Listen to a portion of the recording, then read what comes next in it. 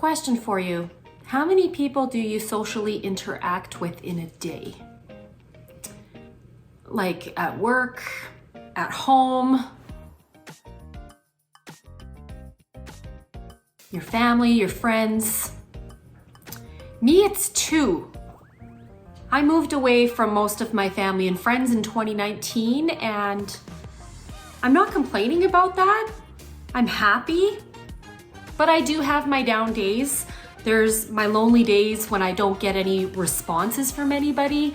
Makes me kind of feel like I'm talking to a brick wall. I also have my dog. We're all social creatures. She's the being that I spend the most time with.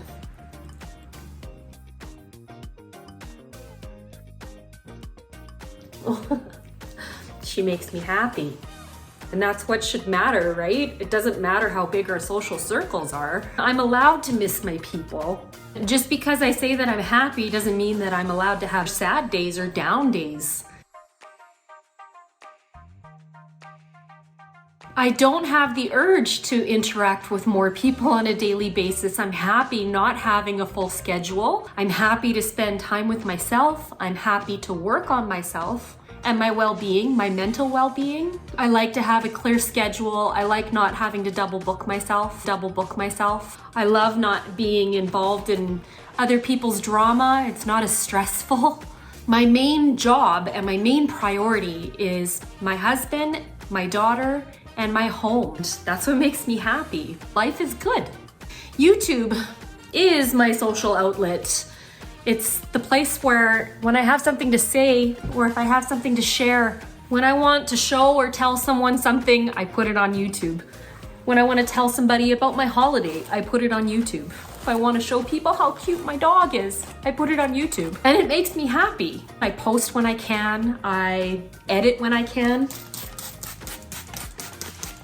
It really lights me up when I see someone comment or I see my subscriber count go up. But when I hear nothing, crickets, it makes me feel like I'm kind of talking to a brick wall or I did something wrong or it's not all about me.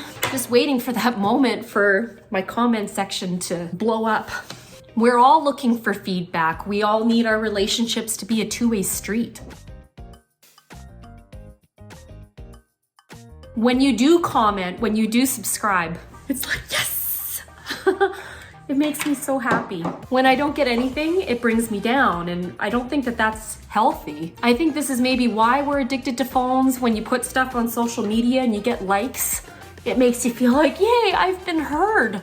We all just want to be heard. I miss conversation. I have great conversations with my husband and daughter, and my dog. And my parents, I call them every day. We have great conversations, catch up with each other. If I put makeup on, would it attract more of you to give me feedback or to respond to me? I don't like wearing makeup, but you look at people like Pam Anderson who just recently stopped wearing makeup and I think she looks more real. She looks beautiful. There's nothing wrong with, just, well, you gotta emphasize your looks, I guess, to attract people. Is that our society? If I put on makeup, if I put a little color in my face, would that make you listen to me?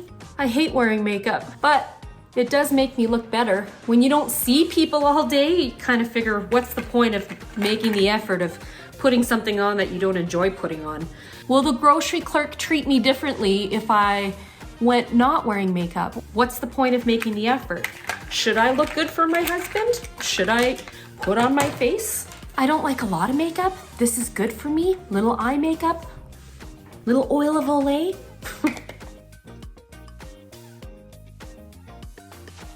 Is this why we're so addicted to our phones? Because we get feedback. It's our main way of socializing nowadays. The problem is when we don't hear voice, there's no emotion behind it. When we're reading text, and I think that that's a big problem because it could create a lot of misunderstandings.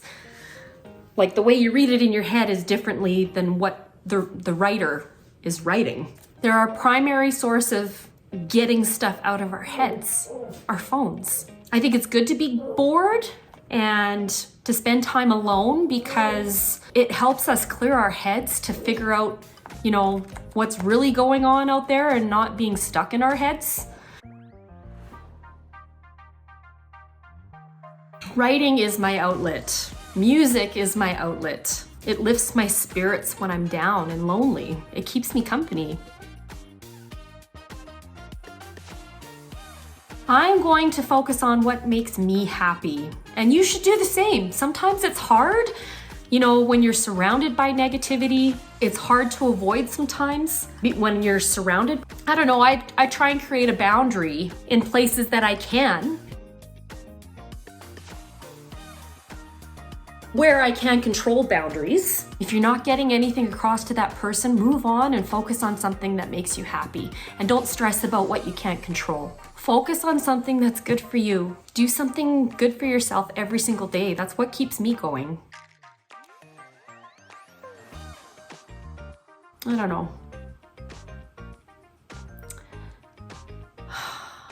I hope this gets heard. Please comment if you're there. Hi.